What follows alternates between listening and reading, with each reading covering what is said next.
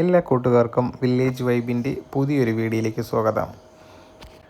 ഇന്നത്തെ വീഡിയോ കൊടുമൂട്ടിൽ ക്ഷേത്രത്തിനടുത്ത് പൂക്കച്ചവടം ചെയ്യുന്ന സുശീല അമ്മയുമായിട്ടുള്ള ഒരു ചെറിയ ഇൻ്റർവ്യൂ ആണ് നിങ്ങൾ കാണുന്നത്.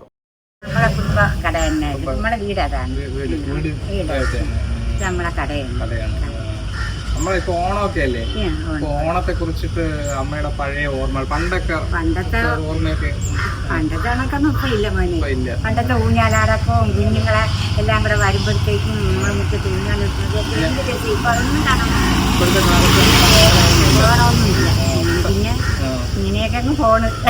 പണ്ട് ഈ ഓണസദ്യയൊക്കെ ഒരുക്കുന്നതിനെ പറ്റിയിട്ടുള്ള ഓർമ്മകളൊക്കെ എങ്ങനെ കുട്ടിക്കാലത്ത് അമ്മയുടെ കുട്ടിക്കാലത്ത്?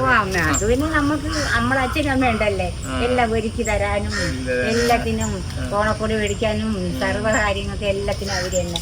ഞങ്ങള് ഈ ഇലക്ട്രോണി മാത്രം ചെന്നിരുന്ന ഇത്രയൊക്കെ ഞങ്ങൾ 7 പേരായിരുന്നു. 7 പേര്. അപ്പൊ ഒരു വീട്ടിൽ ഒരുപാട് ആളുകൾ അച്ഛനും അമ്മയും കൂടെ ആകുമ്പോ ഒരുപാട് നല്ല സദ്യയാണ്. ഇപ്പൊ മക്കളെല്ലാം എനിക്ക് 2 മക്കളാ.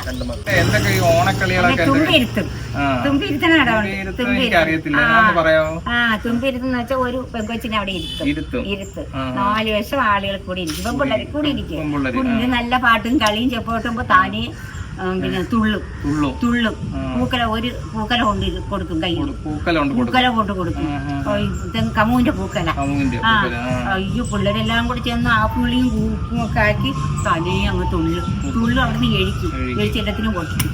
അതാണ് തുമ്പി തുള്ളുണ്ടെന്നാണ് പറയുന്നത്. തുമ്പി തുള്ളുന്നത് തുമ്പുള്ളു. അത് എല്ലാവർക്കും അറിയാം, പണ്ടുള്ളവർക്ക് എല്ലാവർക്കും അറിയാം. എന്റെ വീട് തിരുവനന്തപുരം. ശ്രീകാര്യം. ഇവിടെ അങ്ങനെ ആ സമയമൊക്കെ കാണിയപ്പോഴും വിചാരിച്ചു പോകുമ്പോൾ പിന്നെ കബഡി കളി കുറെ എണ്ണം വരും ഇങ്ങോട്ട്. നമ്മുടെ വീട്ടിലാണ് എല്ലാം വരുന്നത്. ഇന്ന് ഞങ്ങൾ 7 പേരുണ്ടല്ലോ. അങ്ങനെ എല്ലാവരും എൻ്റെ അണ്ണന്മാരും എല്ലാവരും വന്ന് എല്ലാവരെയും ഒരുമിച്ച് അങ്ങ് കൂടി കളിയാണ്. ഊഞ്ഞാലടക്കവും പിന്നെ തുമ്പി തുള്ളാൻ നേരത്തും ഒരു ബഹളം തന്നെ. അതിനെയും ഇപ്പൊ പിന്നെ ആരില്ലാതെ ഒറ്റപ്പെട്ടു പോയല്ലോ. അതും ഒരു വിഷമം.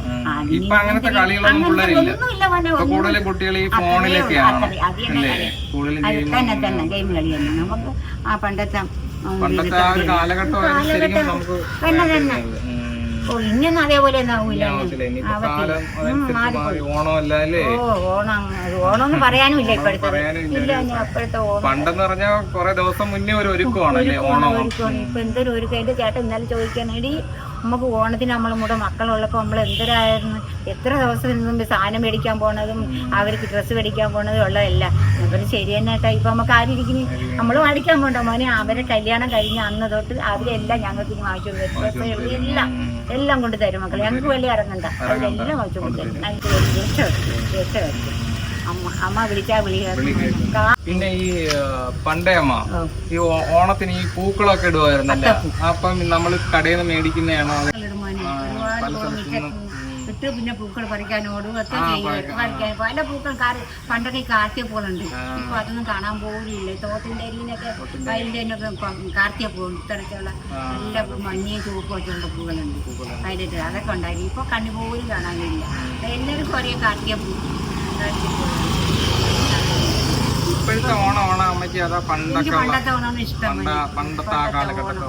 ഊഞ്ഞാലാടക്കവും പന്ത് കളിയും കബഡി കളിയും എല്ലാം പിള്ളേരുമായിട്ട് ഞങ്ങളെ വീട്ടിന്റെ മുറ്റത്ത് ഒരു ചട്ടിക്കഞ്ഞി വലിയ അങ്ങനത്തെ അപ്പോൾ ഇവിടുന്ന് ആദ്യം അങ്ങനത്തെ പോകും. നമ്മൾ വീട്ടിൽ വരും എല്ലാവരും ഞങ്ങള് 7 പേരുണ്ട്. അപ്പൊ ആമ്പിള്ളേരും പെമ്പിള്ളേരും എല്ലാം വീട്ടിൽ ഒത്തിരി ആൾക്കാർ കാണും ഓണ സമയത്ത്. അതാണ് ഏറ്റവും നല്ല. ഇപ്പൊ എപ്പോഴും വിഷമമാണ്. എപ്പോഴും ഒന്നും മിണ്ടാൻ പോലും അറിയില്ല. ഞങ്ങൾ 2 അവർക്ക് 2 മക്കൾ, അവരും അങ്ങ് തന്നെ. അപ്പൊ അവരെ ഇങ്ങോട്ട് നിൽക്കും. നാളെ വരെ വരും. ഓണക്കോടിയൊക്കെ കിട്ടിയ പിന്നെ ഓണക്കോടി വരാത്തേക്ക് മുമ്പേ മക്കള് 2 മക്കളും പൈസയും പിന്നെ തുണികളും എല്ലാം കൊണ്ടുതന്നു. അതിന് ഒരു വിഷമവും ഇല്ല. പക്ഷെ എന്നാൽ ആ പണ്ടത്തെ ഒരുമിച്ചുള്ള അതാണ് ഓണം. ഇപ്പോഴത്തെ ഒന്നും പറയാൻ പറ്റാത്തൊരു ഓണമാണ് ഇപ്പോഴത്തെ. അങ്ങനെ ഇനി പോണിങ്ങനെ കൊച്ചുങ്ങളെ ഇപ്പൊ അതാണ്ട് വീട്ടിൽ ആരും ഇല്ല, 2 പേരും. അതുകൊണ്ടാണ് അപ്പൊ ഇത്തിരി വലിയ നേരം പോകുമല്ലേ, അതുകൊണ്ടാണ് ഇവിടെ വന്നിരുന്നത്. നല്ലൊരു ഐശ്വര്യമുള്ള കടയും അതെ നമ്മളിവിടെ വന്നപ്പോ അമ്മയെ കണ്ടപ്പോ തന്നെ നമുക്ക് എന്നെ കണ്ട് നമുക്ക് ആ ഒരു ഇതേ ഉള്ളു നമുക്ക് ഇതുകൊണ്ട് ഒരു സമാധാനമുണ്ട്. കൊടുക്കൂട്ടി അമ്മയുടെ സഹായം കൊണ്ട് തന്നെ മോനെ നമ്മളിങ്ങനെ കഴിഞ്ഞു പോകുന്നത്. അമ്മയുടെ സഹായം അയ്യോ കൊടുക്കൂട്ടിലെ അമ്മയുടെ കാര്യം പറയാനേ ഉള്ളു മോനെ. അനുഭവം തന്നെ. ഞാൻ എൻ്റെ മോളെ 2 മക്കളെ പ്രസവിച്ച് വളരെ ചോറ് കൊടുത്തത് ഇവിടെ, അക്ഷര എഴുതിപ്പിച്ചത് ഇവിടെ. കല്യാണത്തിന്റെ ഒരു ദിവസം, കല്യാണത്തിന് തലയ്ക്ക് തലേ ദിവസം ഒരു ദിവസത്തെ പൂജകള് കഴിപ്പിച്ചു. അതിനുശേഷമാണ് സ്വീകരണം പിറ്റന്ന് 2 മക്കളെ കല്യാണത്തിന് അങ്ങനെ മോനെ എല്ലാം. ഇപ്പൊ അവര് അയൽ ലെവലിൽ ജീവിക്കുന്നോണെ എല്ലാം അമ്മയുടെ സഹായം മോനെ. ഒരിക്കലും ഞാൻ വിചാരിച്ചില്ല മോനെ ഇങ്ങനെ ആകും. എല്ലാം എന്റെ പൊന്നമ്മച്ചിയുടെ സഹായം ഇത്രയാക്കി തന്നെ. എല്ലാം അമ്മയെ കുറിച്ചേ ഞങ്ങൾക്ക് പറയാനുള്ളൂ. അമ്മയെ കുറിച്ച് ഹാപ്പിയാണോ മോനെ?